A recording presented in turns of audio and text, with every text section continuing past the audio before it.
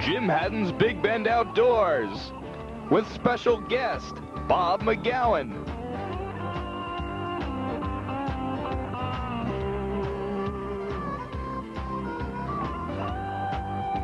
Brought to you in part by Don's Boats of Tallahassee. Welcome to Big Bend Outdoors. I'm Jim Haddon, your host. Today we'll be fishing for speckled trout on the Econfina River. We'll have Bob McGowan, an expert out of Tallahassee, on catching these fish in this area. He caught 75 fish, I think, last Sunday. We'll be fishing out of Econfina Fish Camp, a really nice facility, and hopefully we'll be showing you a lot of good action.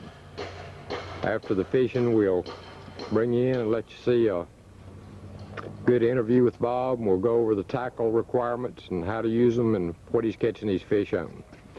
And we'll see you on the water.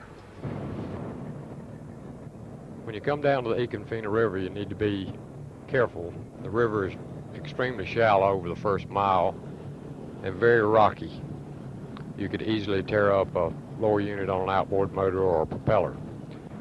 We idled the first mile or mile and a half.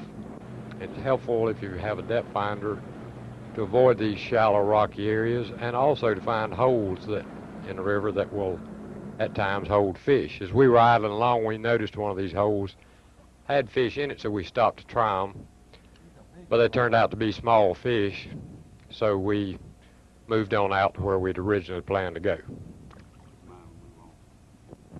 It was only a 3 to 5 minute run out to the mouth of the river where we'd planned to start fishing. Today was a early to mid-February day that was about like a June day. Should have been wintertime, and it was definitely summertime. The water in the area we're starting to fish in is varying from a foot to 2 feet deep. What would be considered a hole here would be 3 to 5 feet of water. And that's really what we're looking for. The depressed areas here have been holding good trout, and we've heard of some real good redfish coming out of some of these holes in this area. I'm working on these real fast. Now, if I didn't already have plenty, we'd be keeping all those baits to go grouper fishing with. Yeah. I'm going to try a different color. I done wore out that chartreuse or lime or whatever it is. I'm going to try now a smoke with a silver flake with a firetail. That's deadly. They probably going to hit this thing so hard it'd snatch it right out of my hand. I ain't got but one, Jim, and they're $5 a piece if I catch a fish on it. If you only got one? Only got one. Well, I could trade you a ride back out to the hill for one, couldn't I? That's... That's all, we are in your vehicle and your boat. And your... I mean, you know, I could pay you $5 for that and leave you out here, or you could let me have one and I'll take you in. The negotiating table is open. The bargaining table is open. 8, 9, which number you would like to have? It varies. It looks like about 8, 9 feet. It's pretty deep right here. This is one of the deepest places in this river. Now this channel, you're swinging over to the, about where Paul's boat is, swinging over to the left, near that tree, dead tree on the left-hand side, then it'll swing back to the right again, the other side of this dead palm tree. Ooh, look at that tail wiggle. At this point in the morning, it seems that the only thing biting are the small sand trout and the small speckled trout. We've moved off into a little bit deeper water to see if we can pick up some larger fish. Probably a real small speckle, but it's probably we're going to look trout. at this one, see what he is. Or pinfish. To turn him around and put him on the other way and use him for bait. Paul's got his shiner tackle. We ought to get the shiner tackle, put him on it.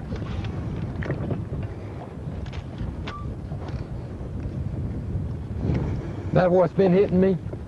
That and the sand trout. Bob, you want one of these trout magics? I got about I three got or four some. bags of them. I got some on the bag. I got some laying out right there. Yeah. You want me to catch fish on trout magic? Well, you know, it seems like they're hitting it and not other stuff. It does. Well, I've caught several little speckled trout and a sand trout or two, but it's all been small fish. They do seem to hit it better.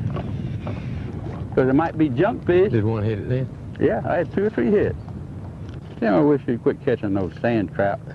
Well, Catch something with spots. you know, on it. this is the best entertainment I know of while you're waiting on what you want to get Well, back. yeah, that's this right. other stuff back. Good entertainment. You see these seagulls diving yet? Hadn't seen one. They generally come in on this tide and start diving on bait fish. Now, Bob, all these fish are laying here in this deeper channel water, and they're Yeah. moving in here, or they're becoming active as the tide runs in, right? Both, yeah.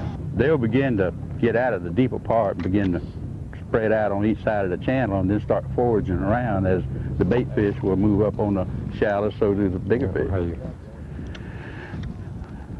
We were catching fish earlier this week when the tide was high all the way across it. But when the tide's low, only in the channel.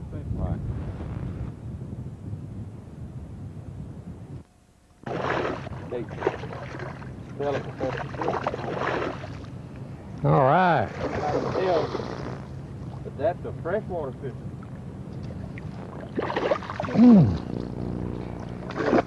Well, I had about 4 or 5 strikes right there before I finally hooked this fish.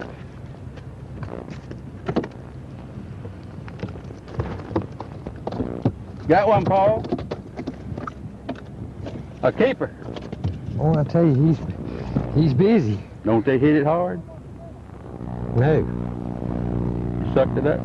just a tick. Oh, he's pretty. Look at those teeth. He's got little teeth in the bottom. That's why you don't lip trout. Yeah, you don't stick your hand in their mouth. You don't stick your thumb in their mouth. Like many of you experienced, they bit yesterday. We started this morning at the mouth of the Econfina River where it empties into the Gulf of Mexico. With no luck there, we worked our way back up the river channel, fishing the edge of the deeper water along the channel drops. Like most fish, these speckled trout will relate to structure. In this case, bottom depth changes. This time of year, these fish move in and out of the river with water temperature changes. Cooling water brings them into the river. Warming water moves them out on the flats. We fished primarily with a jig and a grub, which is the most common artificial lure used for speckled trout. At times it helps to place a small piece of shrimp on the jig hook to add shrimp smell to the bait. As we moved up the river, we caught several sand trout and smaller speckled trout, less than the minimum legal length of 12 inches. But we didn't contact the larger trout this area is noted for.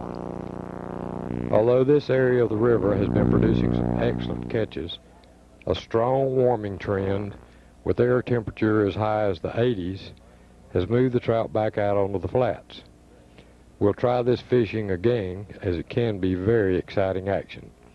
Stay tuned for an in-depth discussion with our guest Bob McGowan on fishing for the speckled trout in the Econfina River.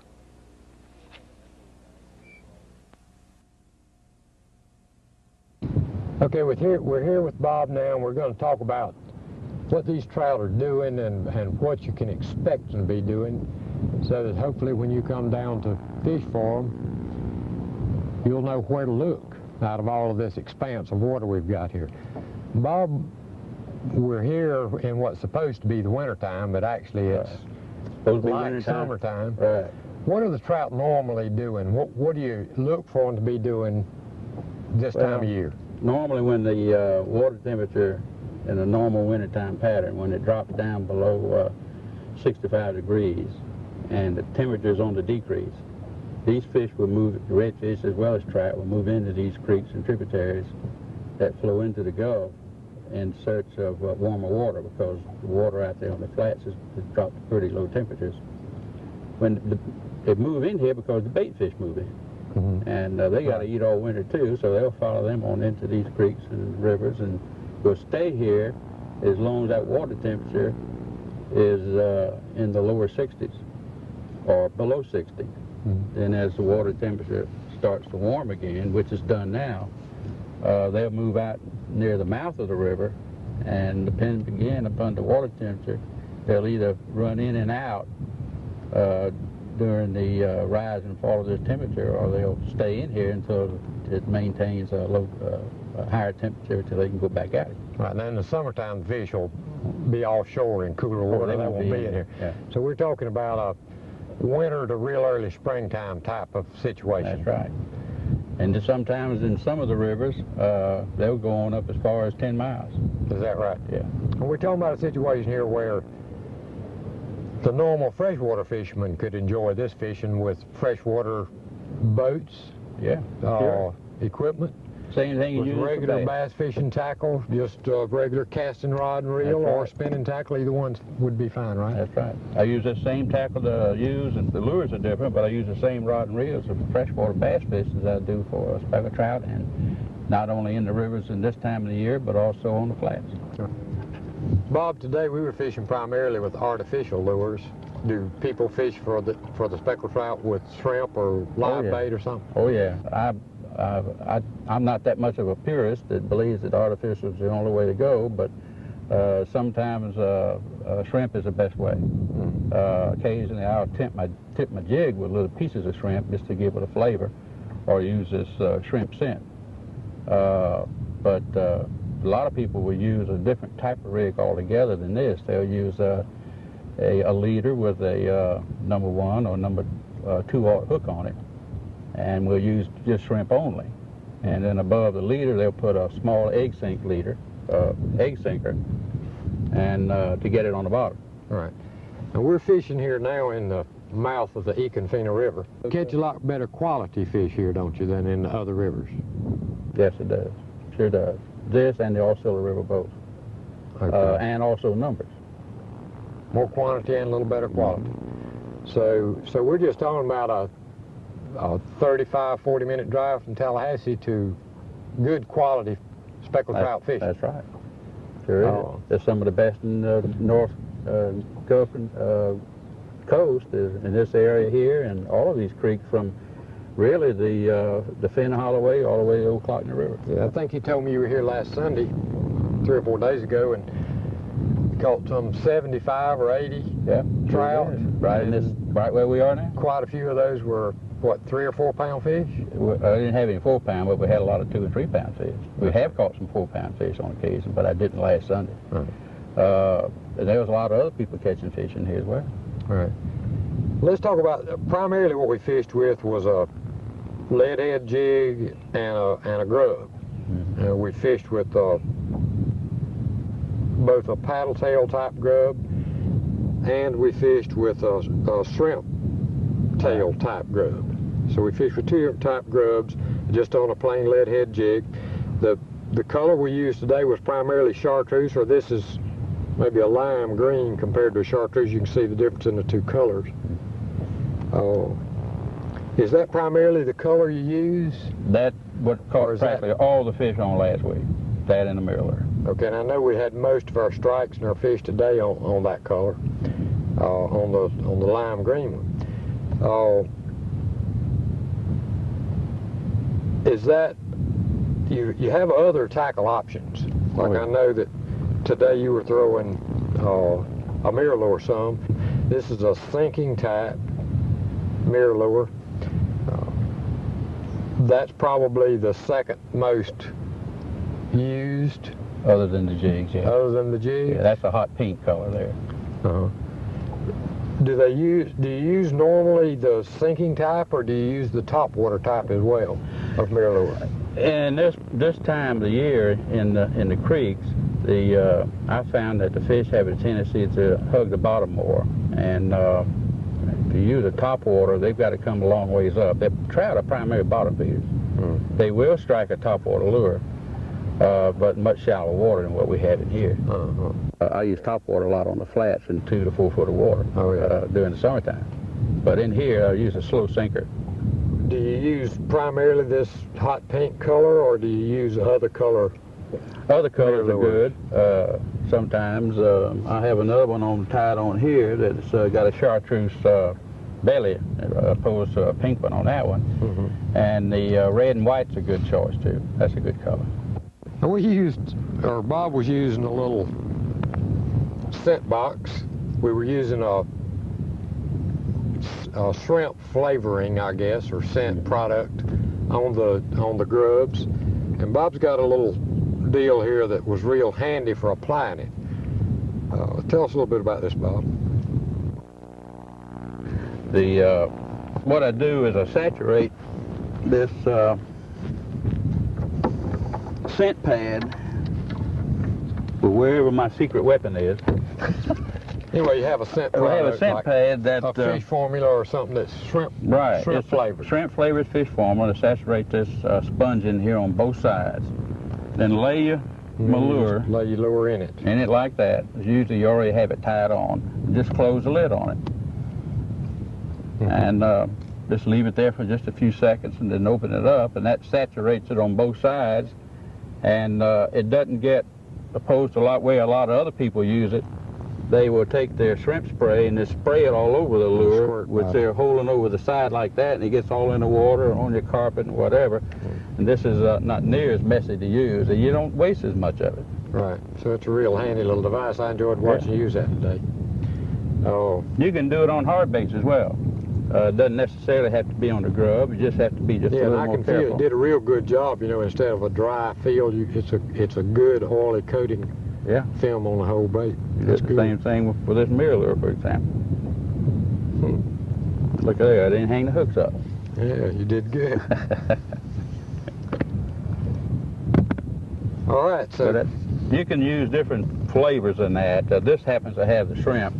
If I were bass fishing, I'd use a different type of formula than a shrimp type. I'd use that fish formula 2 or But the reason for using the shrimp is these fish are normally shrimp feeders. That's right. Is that right? Is that their normal diet? Exactly right. Shrimp. Bob, most of the action we had was on these smaller fish, and what were those fish that we were catching? They're called sand trout. Some people call them a silver trout, but they actually are sand trout. Okay, we caught some pinfish? Caught some pinfish. Is that what they were? Yeah, and small speckled trout. And that was about it today. I don't think we got any other species. Bob, what line sizes, line tests do you normally use for these fish? Do you use a heavy one because they do have teeth, or lighter lines acceptable? Well, lighter lines acceptable, but you should use a heavy shock leader because everything out here swims in salt water's got teeth. Okay. And if you got this 4 or 6 pound test line, which is a sporty way to fish, you're going to lose a lot of lures.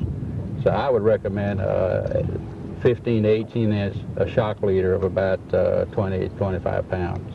So that way it'll take the abrasion of a tooth of a fish out here, and without popping your line and cutting your line so often. Line size itself doesn't matter. A lot of people like 20-pound test line because they're using lots of fish with big trout and fishing for redfish, and you do need heavier line for that. I personally use 12-pound test line. I do use a 25-pound shock leader, however. Do you? Yeah. Okay. Well, Bob, we really do appreciate you coming with us today and sharing your experiences and whatnot with all of us. It's been my pleasure. I enjoyed every minute of it. Wish we could have done better. Well, you know, everybody that fishes has days that you don't do real well. That's fishing. We did have a lot of entertainment, though, with small fish. Yes, we did. A decent fish or two. Well, thank you, Bob, and we'll do it again sometime. All right, partner.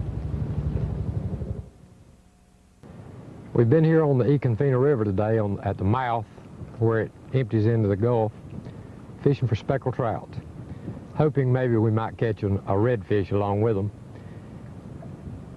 Bob McGowan's been our guest, and he's done a wonderful job. He's shown us where to fish and how to fish. Hopefully you got something out of the show that'll help you in the future. A lot of you that put your boat and tackle up during the wintertime could take advantage of some really good wintertime speckled trout fishing with freshwater tackle and equipment. The mouths of all the rivers along the Gulf, from Perry to Apalachicola, will hold these fish in the wintertime. And it's a lot of sport, and you'd really enjoy it. You ought to try it. We'll see you next week with another show.